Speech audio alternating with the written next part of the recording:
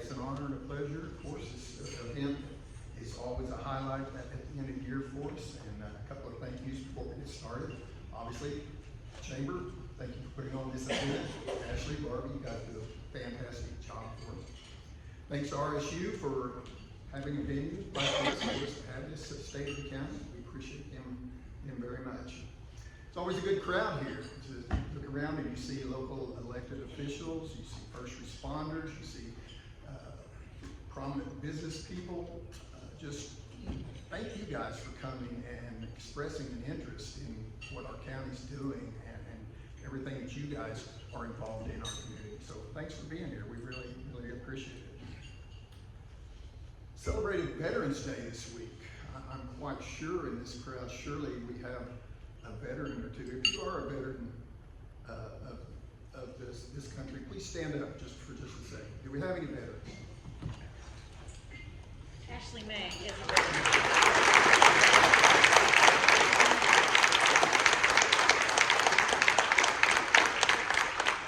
Thank you all for your service and sacrifice to our country. We appreciate it. All right, we'll get started here. Just a little bit of overview of what we're going to touch on for you today. Some areas of county government, the revenue side, population growth that we're experiencing, a few of the projects in our different districts. We'll talk about economic development. Time permitting, we'll have some question and answers at the end of this, and we're going to try to keep this to around 30 minutes or so. There's some familiar faces for you, your elected officials. You've got your three commissioners, your county clerk, Jeannie Hylage, court clerk, Kathy Edwards, your treasurer, Jason Carini, Scott Marcy, assessor, your sheriff, Scott Walton, and your district attorney. I don't know who all is here, but if you're one of these elected officials, stand up for me, please.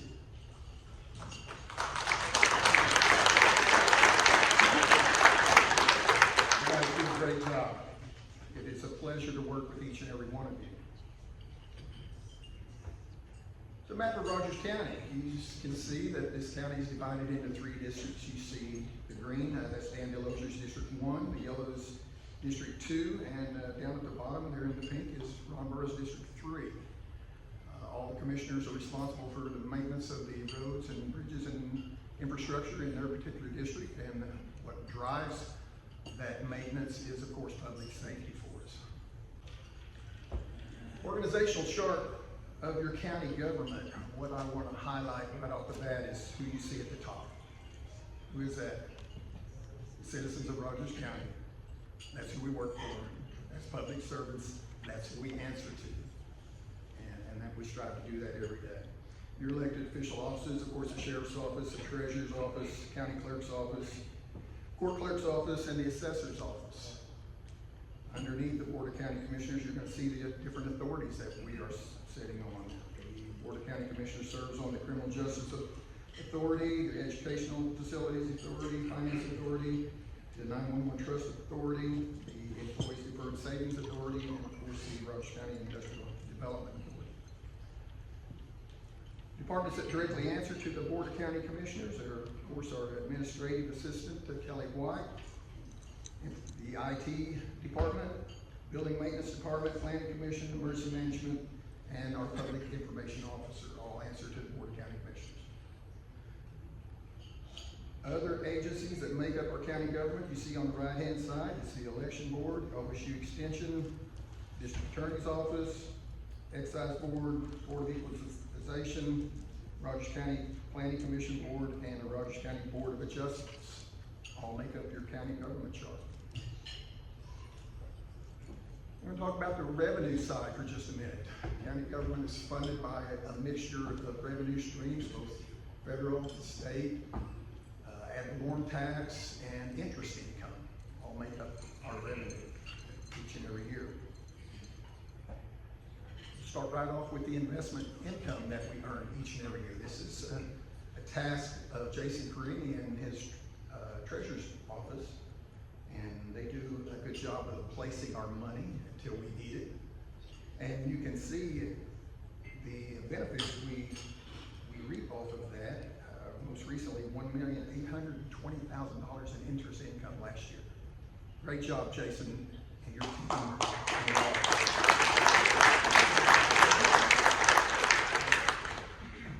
That is not sustainable, most likely. That's skewed just a little bit from the American Rescue Plan Act money that we received in 2022. $18 million was awarded to Rogers County, and we're in the process of awarding that money. We're about halfway through that process, so that most likely won't sustain that level, but it's been very enjoyable while we've had it. Next revenue stream is ad valorem. You can see down at the bottom there, we collected $120 million in ad valorem tax collection. Pie chart shows you how that's divided up. Of course, the public schools get the lion's share of that, about 68%. Tech centers get some, Fair Board, Health Department. County gets about 10%, goes to general government. Once again, we say it every year, not one penny of your ad valorem or property taxes go to repair your roads and bridges. That is completely separate. We got a few TIF districts, and of course fire and EMS get a part of that too. So there's your ad valorem revenue stream. County budget this year, we enjoyed a healthy increase. See, this year's 2025-26 budget came in at $18,320,000. That's up from $17,067,000 last year. So we're going in the right direction. A bar graph of the last few budgets, going back to 2017, $11,600,000. We're average around a 7% increase each year. So that's healthy shape for our county to be in. We enjoy that every month. Let's talk about growth trends. This is really the point of emphasis of the state of county address. This is what's happening. This is what's driving everything we're doing right now. It's increasing the demands on each and every office. We're out of space at the courthouse. We're expanding, renovating. The growth is continuing. An example of that is last year, for the very first time, the total evaluation of Rogers County reached $1 billion. Took us a long time to get there. That's impressive. But from what we're seeing, what's getting ready to happen in Rogers County, everything that's being put on our plate, everything that's going to be put on our plate, all of the interest being expressed, the inquiries, what's going on in the Port of Inola, really from one end to the county to the other, that evaluation, folks, can very easily triple or quadruple in the next 8 years. Imagine what that's going to do for us. That kind of evaluation, the doors that's going to open up. So hold on to your hats. That growth is coming. Population growth is part of that. See, we've enjoyed an 18% increase from going back to 2010. We're well over 100,000 residents in Rogers County now. And that's going to continue to grow. As I mentioned, the growth puts increased demands on each one of our departments. Planning Commission is no exception to that. Take a look at the permits just this year. They have issued 39 commercial permits, 351 residential permits, 445 work permits, fire 23, utility permits 190, 51 pools, 3 signs. Total permits, 1,100 permits going through our Planning Commission office this year. Missy's inspectors have gone out and performed almost 2,500 inspections year to date. And the workload is increasing, right?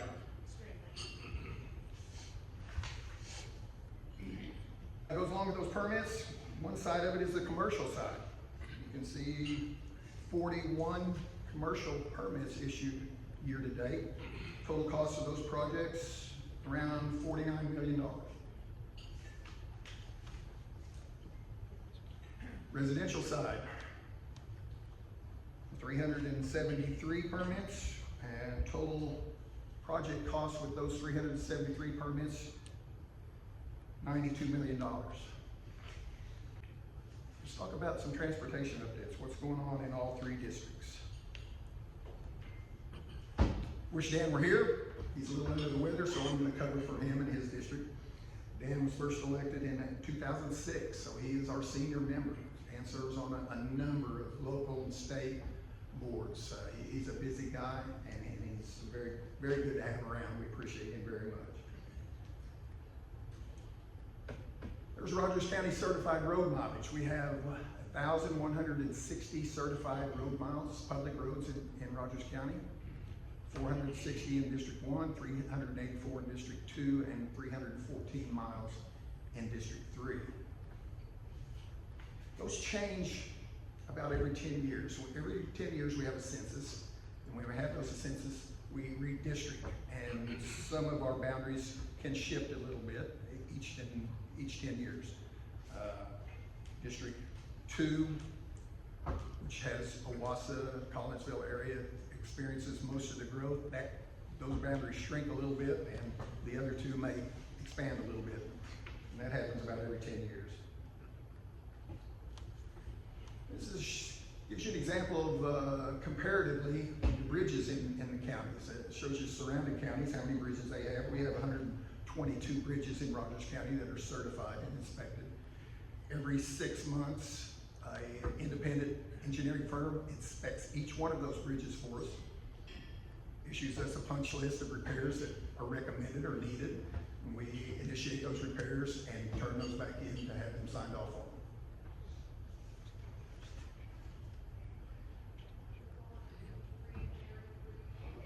We have a paint crew. Now, a couple of years ago, the county invested $500,000 and we bought a paint truck so that we didn't have to hire this service out. And those guys turned out to do a fabulous job. They make our roads just pop. Once you see a brand new asphalt road laid and you see that striping, it not only is it aesthetically pleasing, it's safety. It's so, at night, for those of us that can't see as well at night, those fog lines on the side and those lines down the middle make the road safer to drive on. So as to date, those guys have striped 121 miles this year, used 8,000 gallons of paint, 51,000 pounds of glass beads, and they do a phenomenal job. They get bragged on all the time. In Dan's district, this year he has covered 17 miles of new asphalt. Materials cost of that 17 miles is about $2.1 million, 35 tons of asphalt, 214 tons of ag base underneath that asphalt. He contracted out about $789,000 of that work, mostly in the tornado area that was impacted, to get things put back together as quickly as possible. Worked on about 200 culverts, both new and used, and replacements. Dan completed one new bridge this year. He repaired one bridge, and he's got one new bridge in the planning stage right now. There's some of our local schools. These are in Dan's district, and we are statutorily enabled to assist our schools with projects that they need, and we're very happy to do that. Many times these projects involve the Cherokee Nation, also with funding. So these are some of Dan's work this year in the Justice Taiwa area. He assisted them with improvements to their parking. Sequoia School, they demolished an old building to make room for new renovation and expansion, and installed a new parking lot at the Claremore High School. So very glad to help out these school systems, and we appreciate Cherokee's contribution on most of those projects. He got funding for storm shelters this year from the federal government. We received funding to install 170 tornado shelters this year. Made application, and once that storm shelter was installed, those residents were eligible for a $3,000 rebate. To date, we've installed 164 of the 170 we're eligible for. So it's quite a popular program for obviously reasons. And that reimbursement to county residents amounts to $492,000. So great program, great program. FEMA reimbursements, still ongoing. About to wrap up the paperwork on that from the May 2024 tornado. Rogers County has received $1.4 million in FEMA reimbursement for the damage to that tornado. And we're just about to the end of the paperwork on that trail. This is an app. It's not rolled out yet, but it has been awarded. The logo grant is completed. Rogers County has a tremendous amount of resources available for those in need. Mental health, food, shelter, disaster relief, all of these resources and agencies, but they've never been consolidated in one place. This is gonna be a one-stop shop once it's rolled out for anybody to use this app, depending on their location, to have access and see what all help is available that they can apply for. It's gonna be a great collection of all our resources, and we're looking forward to rolling that out. I don't know the timeline on that, but it will be coming, and we've got money allocated for that app. Again, in District 1, Dan's district, he's involved with in one of our interlocal agreements, and that is the Will Rogers Rodeo Arena. Each and every year, we partner with the city of Claremore. I'm very proud of our rodeo. That they won numerous Rodeo of the Year awards, and we continue to make improvements out there.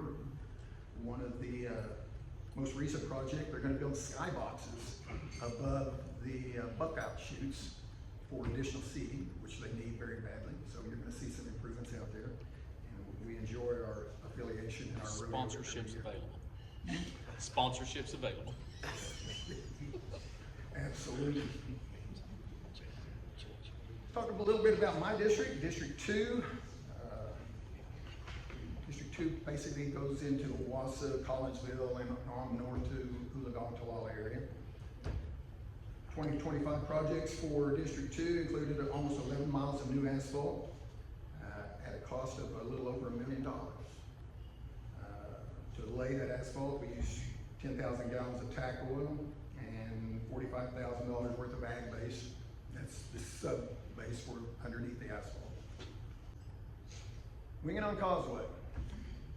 We've been talking about this for years. It is almost done. This was a $22 million project funded by both the federal government, state, Rogers County, and the Cherokees participated in the county's funding of this. That causeway was decimated by the 2017 flood. We initiated temporary repairs. Before we could even get started on the permanent repairs, it was damaged again and obliterated by the 2019 flood, and declared it a disaster a second time. So it encompassed two different federal disasters. We finally got the repairs underway. All of the work on the causeway is completed. What we're doing now is rehabbing the 4.5 miles of road from Highway 169 to the causeway. It's back open now. It was closed temporarily, and it was a big inconvenience, but it had to be done. But it's back open now, and we're nearing the completion of that. We're very happy to get that project done. Cherokee Nation, one of our great partners. As I mentioned, many of our projects here in Rogers County, we partner with them. We're eligible on certain projects. It has to be an eligible project, but they're always willing to fund us with roads and bridges that we're eligible for. I mentioned how they participate in most of the school things we do. They've got a lot going on with the growth of Rogers County. Most recently, the multi-million-dollar renovation of the hospital right here in Claremore. So they're very active and participate in the growth of the county. We're very glad to have them as partners. Rogers State University is in my district. If you haven't noticed the upgrades to the baseball and softball fields, drive by there and take a look. There's a brand new multi-purpose athletic facility in that parking lot, and District 2 is installing the parking area for them right now. Another thing we've been talking about for a number of years is the American Rescue Plan Act, ARPA money. Back in 2022, we received $18 million for Rogers County. We awarded that money to over 50 different agencies. You see OTEMS as one of those awards right there in the picture. They were funded with enough ARPA money to purchase 3 new ambulances to serve our residents. We've currently awarded about half of that money. It's a long process from beginning to end to get through that ARPA money. But all of the construction projects that were awarded have to be completed by 2026, the end of 2026. So we should be closing out most of those awards in the next year. Broadband. This is a county accomplishment that I'm very, very proud of. When we get done, what we're going to be able to say that we've done for Rogers County, it is truly phenomenal. We going back to the ARPA money, when we began to emerge from the COVID shutdown and things started to return to normal or new normal, one of the glaring deficiencies that we identified was the lack of internet in our rural areas, the broadband rural deficiency. We couldn't solve that problem with ARPA money, but we began to go down that road. We took $1 million and we said, what can we do? What can we start with? And Atlas Broadband, right there in Uligaw, did a project in Inola, one of our very first attempts at this. Then they did, Cox Communications came to the table and we said, we've got $1 million, what can you do for us? They came with a proposal that said, we'll match your $1 million with $4 million of our own. And we've identified 5 areas in Rogers County that we deem underserved, and we're gonna connect those 5 areas. That was the very first project. Right after that, the government decided that they were going to make money available directly to the internet providers, let them compete and make application on their own. And so they came out with $748 million in additional funding that's going to connect over 60,000 new locations in Rogers County. This represents the Oklahoma Broadband Office's map, and they identify here 39,000 serviceable locations in Rogers County, and how many of those are underserved and not served at all, basically. Of that federal funding, Atlas Broadband in Uligaw secured $10.4 million, and with that, they are going to hook up 619 new locations in the Justice Tidewater area. Bold Fiber is another provider in the county, in the north end of the county, basically the Chelsea area, and they applied for some of that money and are currently in the process of connecting another 330 households.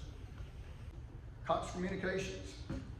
The project on the left represents the ARPA stimulus money that they combined with us, and those are the 5 project areas that they hooked up for $5 million. On the right-hand side, Cox secured $19.5 million federal funding just for Rogers County. They're going to be able to connect another 3,000 homes. That puts us way ahead of the game as far as rural broadband goes. We are so far ahead of other counties, you cannot imagine. Is Connor here today? Connor? This guy has been instrumental on the Cox side of getting us through this process, showing us the process, how we get this from point A to point B. And if you've got any questions about this broadband or Cox's business, this is the guy. Connor, we appreciate everything you've done for us, everything Cox has done in Rogers County.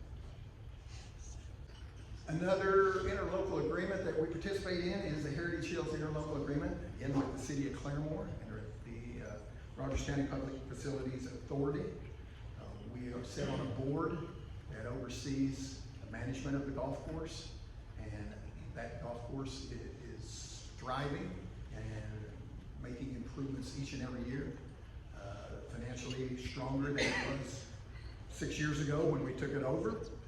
And so we're enjoying that relationship, and it's a great asset for Rogers County. I'm going to turn this over now to Commissioner Burrows to wrap this up and tell you what's going on in District 3. Thank you, Steve. Appreciate it. All right. Just hearing what Steve has covered with District 1 and District 2, county governments, I know there's a lot of people that's been around county government long. It's a unique animal where 3 districts for the county commissioners, but yet we operate as a board when we deal with finances. And so really the challenge is the financial piece. We've got a lot of projects going on in District 3. The road projects, I look at what Dan's done and what Steve's done, and I look at our total Our challenge has been the projects that we did, we've had to do total rebuilds. The roads that we were hoping we could just do an overlay, we're way beyond that. We had to just completely them up and build them like they were being built from scratch. So our miles are down, but I'll tell you, the road will last 20 years. So the investment that we're making on these roads will reap benefits for years. Memorial Day, we had heavy rains on Memorial, so it impacted our ability to do road work just with more tree debris.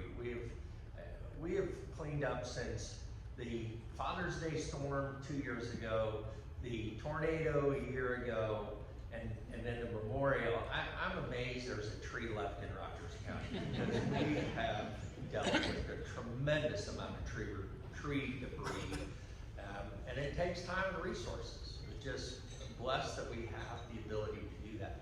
Steve talked about the schools, Sequoia and Claremore and Dan's district, and then the school that's with the college. We've participated with Inola. It's important, and I'm glad that statutorily we're allowed to work on the school projects.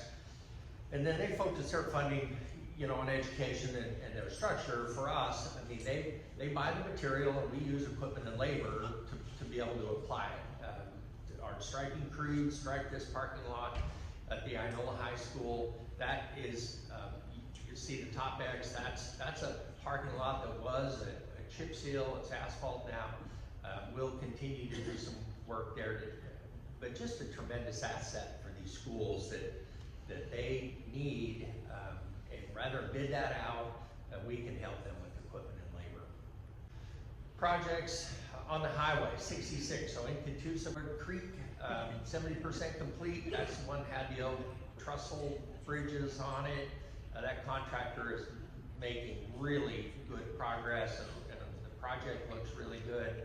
So 70% complete. We should hopefully have that wrapped up early in 2026, which will be really nice. The big one is 412 and 66. That one's a beast. 45% complete. You see the target completion date is early 2027, so we've still got some inconveniences to deal with, and trust me, it'll get more inconvenient as they have to shut down some lanes to be able to rebuild them. There's just no way around it. Their engineers, I think, have done a fantastic job still to accommodate traffic, but if you're driving through there, you better have your head on a swivel, because there's traffic coming from all angles, and you just have to really be aware of where you're headed and merging traffic. But we say it all the time, when it's done, you're gonna love it when it's finished. So it will be nice to take that dysfunction junction and make that straight. So good project. Tulsa Ports, you got David Yarborough, Director of Tulsa Ports here, Andrew Ralston, Economic Development, Guru, Shiloh, another just important team member of that. The Tulsa Port, they rebranded a couple of years ago when they acquired, it's actually been a little more than that, when they acquired the Port of Inola. So then with two ports, Port of Catoosa, which is what it was always known for, when they acquired Port of Inola, two ports, for those inquiring about a company wanting to move, Tulsa Ports, and then they can steer them to which port would most benefit them. Both ports have access to the waterway. It just tremendous asset for Rogers County.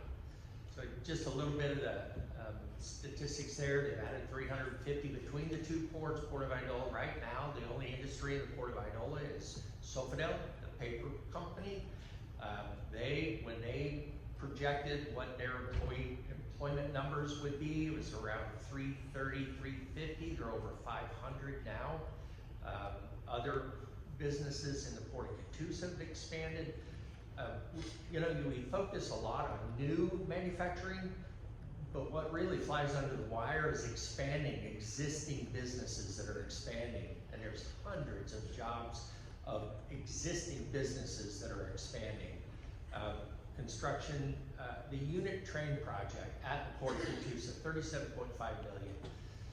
It's gonna be a series of rail that they will be building in the Port of Catoosa, and really the benefit, what that does right now is trains come in for product for the industries in there. They come in, only a partial portion of a train will have their product. This will allow the entire train to have product that an industry in the port needs, whether that's fertilizer coming in, corn, any agricultural product in or out. So the entire train will be able to be filled or will come in filled with product. Just a huge benefit to those businesses that are needing that sort of quantity. Tulsa Port of Inola, some new industries. We'll talk about one. There is a lot of activity going, interest. The port is not calling people, wanting to know if they're looking for a place or could you come. The world has found Oklahoma and especially the Inola ports.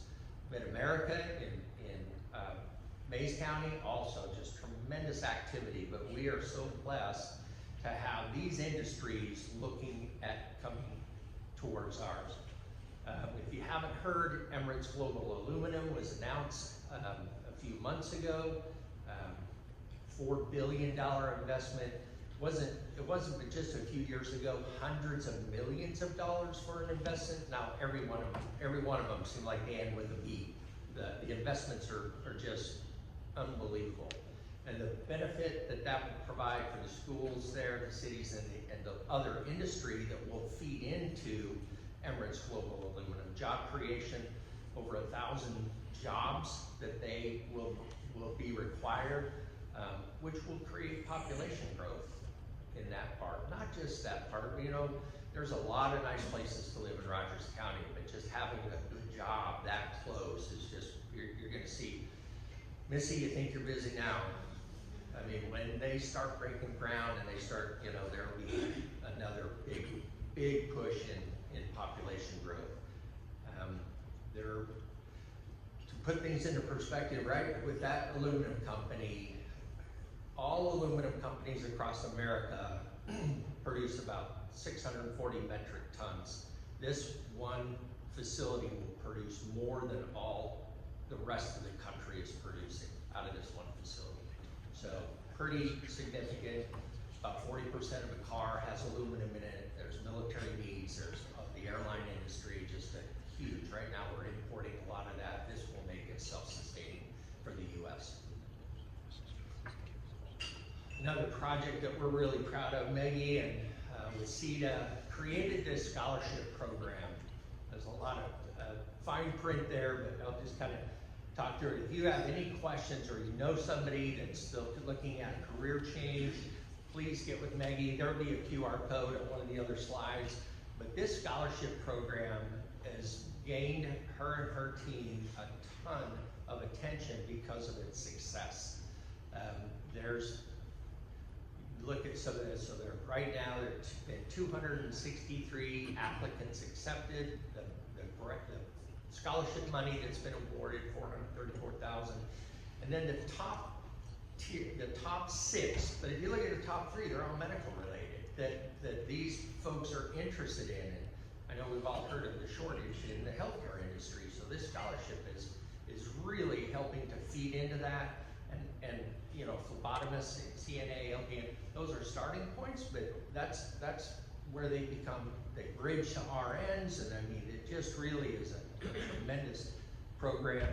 On down the list, welders, drivers, CDL at the bottom.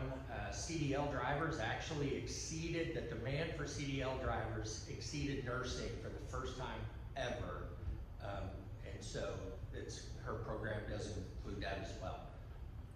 So there's a QR code. Again, if you've know someone or somebody that you're close to is looking to, is interested in getting involved in that scholarship program, we're blessed to have Maggie and what her and her team are doing with that. It just helps speed the machine of these industries that are growing around us. Steve talked about the mental illness money. This is the opioid abatement money, another pot of money that come from several years ago now. It's like most things that have to deal through either A, the federal government, or the court system are very slow before it finally gets to where you can actually start putting things together. So this was the class action lawsuit against the providers of opioids that, and they came to a settlement. That settlement, each of them had to put money into this pot to help build programs to treat and train opioid addiction within your area. Our funding that we originally got, we were one of the few counties, and you know we say that a lot, we're one of the few counties, I'm just telling you, we're just proud that we're able to say that when we're competing with 76 other counties for any pot of money. And our first funding ask was for $506,000 to build a program that helps address opioid addiction in Rogers County. The next year, the disappointment, the next year, and it's Scott Greenland here, our director of that program. Scott's here, and I mean, it went from 506,000. We were really happy just to even continue at that amount, but now they dropped it to 350,000. So have to do a little, adjusting, retooling, figure out, how do we still continue to build a program that is so necessary in Rogers County and across the country is the opioid addiction. But it's going to do well. I'm super proud of Scott and what he's able to do with the money and the program and the partners that he's working with. Claremore PD, Rogers County Sheriff's, the Ministerial Alliance. We've got some folks from the ministry that's involved that deal with addiction. We've got a court system that's involved, a district attorney, just some really talented individuals that have come together on this committee to help Scott accomplish what he needs to. John, that was a joint application that we did with the city of Claremore, and hopefully you hear that and you've taken away that a lot. Our partnership with the city of Claremore is second to none.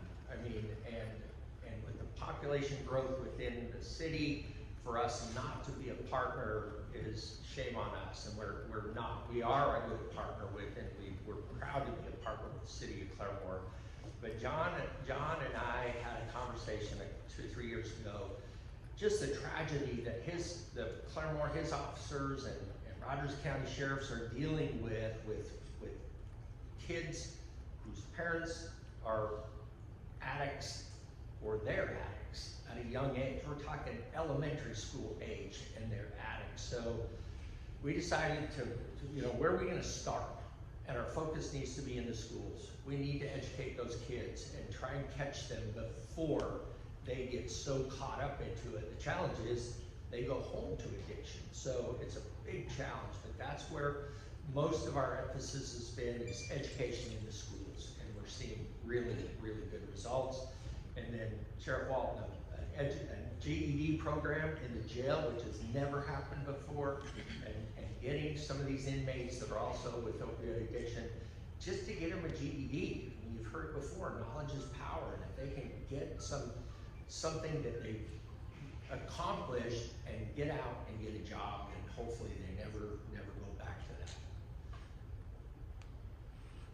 Courthouse renovations, along with all the growth we've talked about, nobody would ever imagine the courthouse was moved into, I think it was 14 years ago, and we're outgrown. I mean, every office, all the assessor, the treasurer, court clerk, county clerk, sheriff's office, I mean, everybody is outgrown. The departments, Missy's office with planning and zoning. So we had, in order to maintain the beauty and the integrity of a courthouse that's not that old, we did not want to add on to start piecing it together.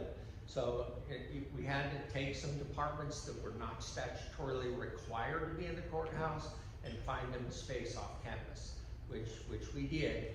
Found a really nice, those of you, or remember the DHS building as you, Highway 20 as you're going towards Owasso, right there, we purchased that, and we're going through right now, the 3 departments that will move into that are working with BKL, the same company that designed the courthouse. We reached back out to them to help design that building that will meet the needs of those 3 departments.